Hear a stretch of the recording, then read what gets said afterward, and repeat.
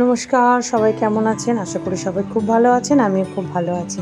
তো চলুন প্রতিদিনের মতো আজকের ব্লগটা এখন থেকেই শুরু করি। অনেকটা বেলাতেই শুরু করেছি আজকে ভিডিওটা। আজকে সকাল থেকেই বেশ আকাশটা হালকা ঝোড়ো হাওয়ার সাথে রোদ্দুরটাও ঝলমলে দিয়েছে। তবে আজকে শরীরটা প্রচণ্ড খারাপ ছিল। সকাল থেকে যা রান্নাবান্না করেছি, তারপরে একটুও ভিডিও করার সময়ও হয় না আর ইচ্ছাও করে না। তো রান্নাবান্না করে অনেকটা সময় শুয়েছিলাম। তবে মা আজকে আবার একটু শোয়নি, বসেই ছিল, কারণ আমার শরীরটা খুব খারাপ দেখে তাই উনি বসে বসে সময়টা কাটিয়েছে। তবে এখন আপাতত স্নান টান সেরে ভাত বেড়েছি, দুজনে খাবো। আরুর বাবা তো ডিউটি গেছে আর আরুই গেছে স্কুলে। তো আজকে সকালে মাছের ঝাল রান্না করেছিলাম, সাথে একটু ঢেঁড়স চচ্চড়ি আর উচ্ছে ভাজা। আমি আজকে ভাত খেতে বসেই 1 গ্লাস ঠান্ডা জল খেয়েছি, ফ্রিজ থেকে বার করা জল, তার সাথে একটু জল পাইল করেছি। মানে এতই শরীরটা খারাপ লাগছে, মনে হচ্ছে শুধু যেন জল খাই। আজকে ভাত নিয়ে বসেছি ঠিকই, কিন্তু ভাতও খেতে পারিনি। অনেকটা ভাতও আজকে নষ্ট হয়েছে আমার পাতে।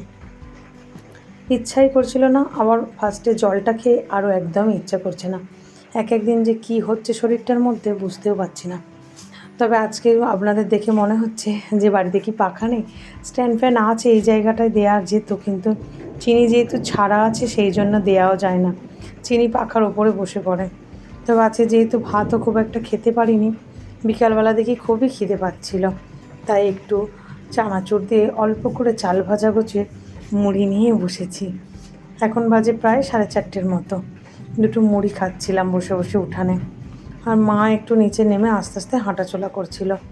আজ সন্ধে অনেক কিছু রান্না বান্না, শরীর তো ভালো করতেই হতো। তো আজকে রুটি হবে, ভাত হবে, তরকারি হবে, অনেক কিছু।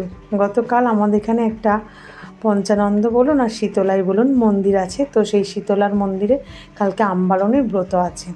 তো সেই কারণেই আমাদের যেহেতু বাড়ির পাশেই, তাই শীতলা পূজার জন্য আমাদের বাড়িতে পান্তা করতে হবে। এতগুলো জন সবাই কি আর লুচি পরোটা খেয়ে থাকা সম্ভব নয়, তাই অল্প করে সব রকমই হবে কালকেও। তো আজকে মোটামুটি ভাতটা বসাচ্ছি, নিরামিষ ভাত, তাই রুটিটা করেই ভাতটা বসিয়ে দিচ্ছি। তারপরে একটু সয়াবিনের তরকারি করব আদা রসুন দিয়ে, আজকের জন্য শুধুমাত্র। তবে হ্যাঁ, আপনাদের মনে হতে পারে যে আজ তো নিরামিষ খাওয়া উচিত, তবে কেউই পুষ্পাঞ্জলি দেবো না, আমি তো দেবই না, আর মায়েরও তেমন একটা শরীরের অবস্থা নয়, তাই যেহেতু পুষ্পাঞ্জলি দেবো না, তাই কেউ আজকাল নিরামিষ খাচ্ছি না। আবার একদিন পর মানে বুধবার দিনকে অমাবস্যা, আমাদের বাড়িতে চৈত্র মাসের পূজাটাও হবে। তো সেদিনকেও সারাদিন আমার বাড়িতে ভাত হবে না, তাই আজকে একটু ভাত রান্না করে গরম গরম খেতে খুবই ইচ্ছে করছে। আর দুপুরবেলা তো আমি ভাত খাইও নি, তার সাথে একটু মাছের ঝাল আমার জন্য এক্সট্রা পড়েই রয়েছে, মাছও ভালো করে খেতে পারিনি, তাই এখন এই সন্ধ্যাবেলার গরম ভাতটা খুবই খেতে ইচ্ছে করছে। আর রুটি তো আমি খাই না, মুড়িই খাই রাত্রিরে, তো সেই কারণে ভাবলাম আজকে দুটো ভাতই খেয়ে নিই। তো ওদের জন্য অল্প করে একটু সয়াবিনের তরকারি করে দিচ্ছি। মায়ের জন্য আজকে আর আলাদা করে কিছু বানাতে পারলাম না, মা একটু ওই সয়াবিন আর ঝোল খাবে।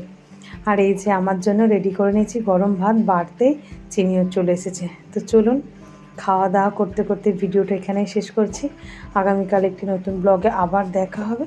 সবাই সুস্থ থাকবেন, ভালো থাকবেন, সবাইকে ভালো রাখবেন। আর ভিডিওটা কেমন লাগলো অবশ্যই কমেন্ট করে জানাবেন। ভালো লাগলে একটা লাইক সাবস্ক্রাইব করে পাশে থাকবেন। টাটা।